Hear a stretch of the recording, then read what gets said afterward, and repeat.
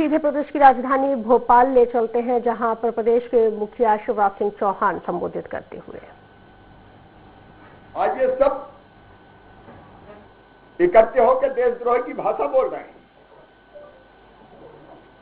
और कांग्रेस भी इनके साथ शामिल है, इनके साथ खड़ी हुई है।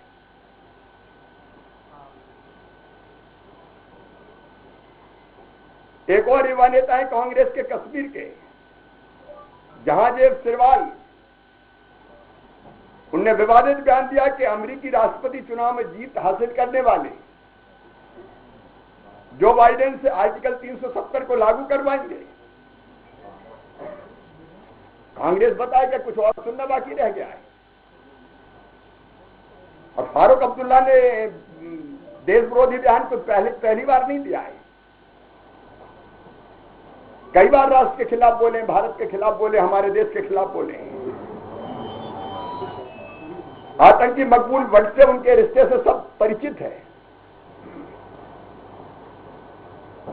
कांग्रेस का ये सफाई देना कि गुपकार डिक्लेरेशन का हिस्सा नहीं है, बेतुका और तथ्यों से परे है। कांग्रेस गुपकार डिक्लेरेशन का हिस्सा तब भी थी, अब भी है, और ये उनके कश्मीर के नेताओं के बयानों से स्पष्ट हो रहा है। कांग्रेस गुपकार डिक्लेरेशन के साथ मिलकर चुनाव भी लड़ रही है,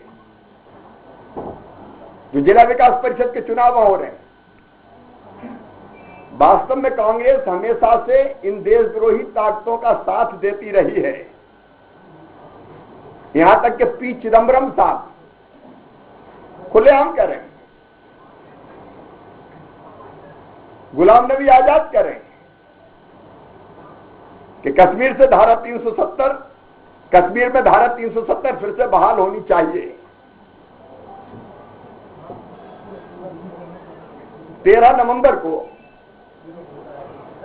जम्मू कश्मीर प्रदेश कांग्रेस समिति ने गुपकार गठबंधन में शामिल होने की घोषणा की थी और गुपकार में स्थित महबूबा मुफ्ती के फेयरव्यू आवास पर हुई गठबंधन की बैठक में कांग्रेस के 2 नेता भी शामिल हुए थे। महबूबा मुफ्ती के आवास के बाहर कांग्रेस के नेता गुलाम नबी मोगा ने संवाददाताओं से कहा था, हम गठबंधन के साथ हैं। यह पूछे जाने पर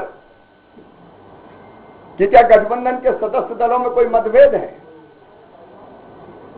मोंगा ने कहा था कोई असहमति नहीं है और स्वस्थ चर्चा हुई है। जम्मू कश्मीर के पूर्व मुख्यमंत्री और नेशनल कांग्रेस के प्रमुख श्री फारूक अब्दुल्ला ने भी कहा था कि कांग्रेस गुपकार घोषणा पत्र गठबंधन का हिस्सा है। फारूक साहब ने कहा था कि जिला विकास परिषद के चुनाव हम साथ मिलकर लड़ेंगे। अब्दुल्ला साहब का यह बयान कांग्रेस के उस फैसले के बाद आया है जिसमें पार्टी ने डीडीसी चुनाव में उम्मीदवार उतारने का ऐलान किया था और गठबंधन के जो उम्मीदवार सामने आए उनमें से 3 कांग्रेस के। 13 अक्टूबर 2020 को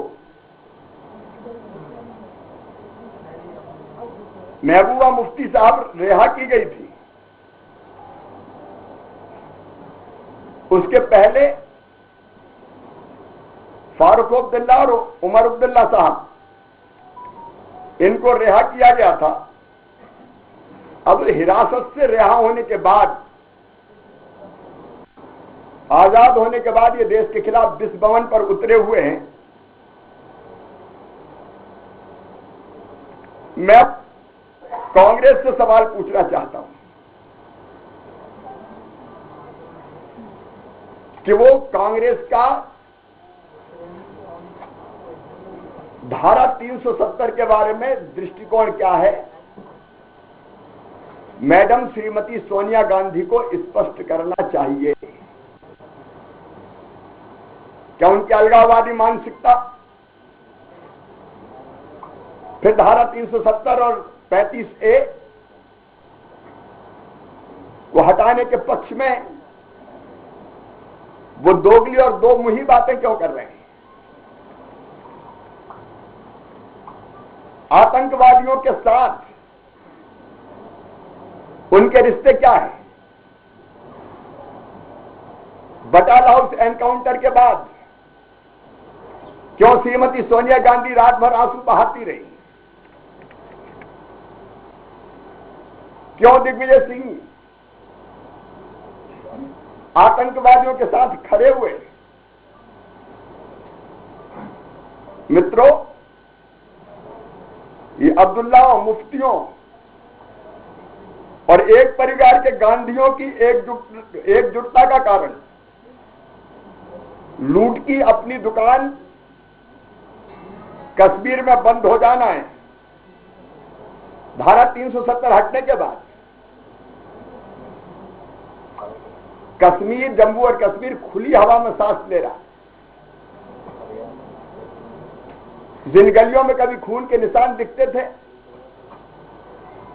वहां प्राकृतिक सौंदर्य की संधि महक सुगंध आने लगी। जम्मू और कश्मीर की जन्नत में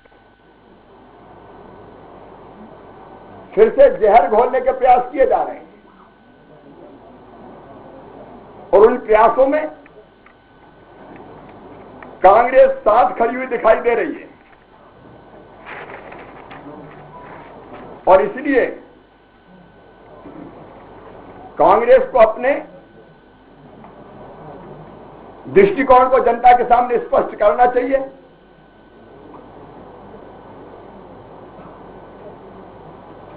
क्या कांग्रेस गुफकार अलायंस के साथ खड़ी है? आज मैं मैडम श्रीमती सोनिया गांधी से ये पूछना चाहता हूं और देश भी ये जानना चाहता है, क्यों धारा 370 के विरोधी है? क्यों कश्मीर की फिजाओं में फिर से जहर घोल के आतंकवाद को बढ़ावा देना चाहते हैं?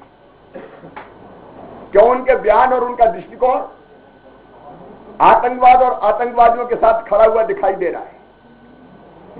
मुझे तो इतना ही कहना था। आप जो गुफ्तार जो अलायंस के दो अलायंस के गुफ्तार उसके संघ के जो बता रहे हैं, उसमें पीडीपी के साथ आप जम्मू कश्मीर में सीजे की सरकार बना चुकी है, एनसीपी एनडीए का हिस्सा रही है, तो ये सर अभी विरोधी इसलिए चल या फिर नजरिया जो है बीजेपी का? किसी भी राष्ट्र विरोधी दृष्टिकोण वालों के साथ भारतीय जनता पार्टी कभी नहीं रहेगी और इसलिए हम उस गठबंधन से बाहर हो गए थे, वो सरकार गिरी थी। तो क्या एनसी लद्दाख में है इसमें कुछ कार्रवाई की अपेक्षा अपनी केंद्र सरकार से बनती है? सही बात तो यह है कि रोशनी की आड़ में हजारों करोड़ रुपए के जो जमीन घोटाले हुए उसकी जांच अब सीबीआई कर रही है और जांच की आंच जब गुफकार अलायंस के लोगों के पास, नेताओं के पास आने लगी, तब उन्होंने बचने के लिए इस तरह के अलायंस बनाए और कोई भी देशद्रोही दृष्टिकोण हो देश कभी स्वीकार नहीं करेगा। क्या ये जब वहां डीसीसी के चुनाव शुरू हुए तभी बीजेपी को समझ में आया कि सब हो रहा है? भारतीय जनता पार्टी तो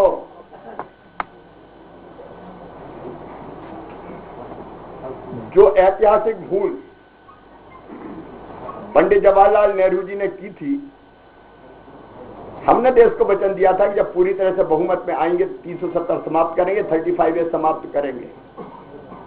हमने समाप्त किया, लेकिन तब से कांग्रेस और बाकी लोग जो कर रहे हैं, इसलिए सवाल हम पूछ रहे हैं। ये लद्दाख में जो नेशनल कॉन्फ्रेंस से अलायंस है, उससे क्या बीजेपी पुनर्विचार कर रही है? भारतीय जनता पार्टी का किसी भी एंटी नेशनल पार्टी के साथ कोई गठबंधन नहीं रहेगा। सर 2 दिन पहले आपने सर दो कबीर ने गठन किया था और 2 दिन बाद आप आगे मामला दो कबीर करने वाले हैं। वहाँ पे घोटाला है और बड़े पैमाने में गायों की मंडी की संख्या खबर आ रही है।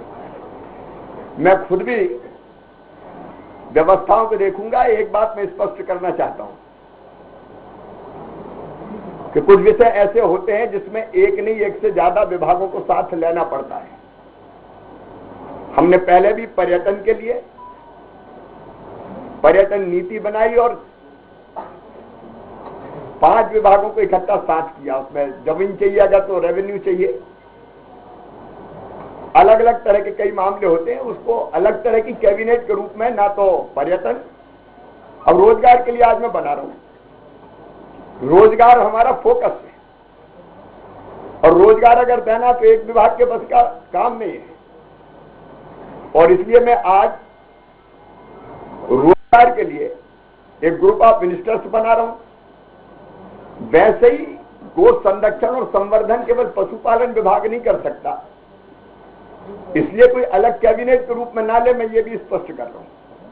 लेकिन अगर गौशाला के लिए जमीन चाहिए तो रेवेन्यू डिपार्टमेंट जरूरी है, हमको फंड चाहिए तो पंचायत और ग्रामीण विकास का उपयोग करके हम गौशालाओं का निर्माण करते हैं। अगर हमको चारागाह विकसित करना है तो फॉरेस्ट की जरूरत भी है, और इसलिए समन्वित प्रयास और कोऑर्डिनेशन से काम चले, इसलिए हमने एक मंत्रियों की समिति बनाने का फैसला किया जिसमें उनके पीएस भी रहेंगे। और ये केवल एक विषय नहीं, ये केवल एक विषय नहीं, बाकी विषयों के बारे में भी हम पहले भी ये कर चुके हैं। आपको जानकारी है कि पर्यटन के मामले में कई विभागों को जोड़ के हमने टीम बनाई थी, समिति बनाई थी। आज पहले एक मिनट लॉकडाउन लगाया जाएगा, कोरोना को लेके आपके मामले लगातार भोपाल में लोग बढ़ रहे हैं, क्या सरकार दोबारा लॉकडाउन? आज मैं विस्तार से 3 बजे कोरोना की समीक्षा कर रहा हूं। कोरोना को रोकने के लिए जहां जो आवश्यक है वो उपाय किए जाएंगे, लेकिन आज की जो मेरी प्रेस कॉन्फ्रेंस थी उसका मूल विषय यही था। बाकी विषयों पर चर्चा के लिए मैं उपलब्ध रहूंगा।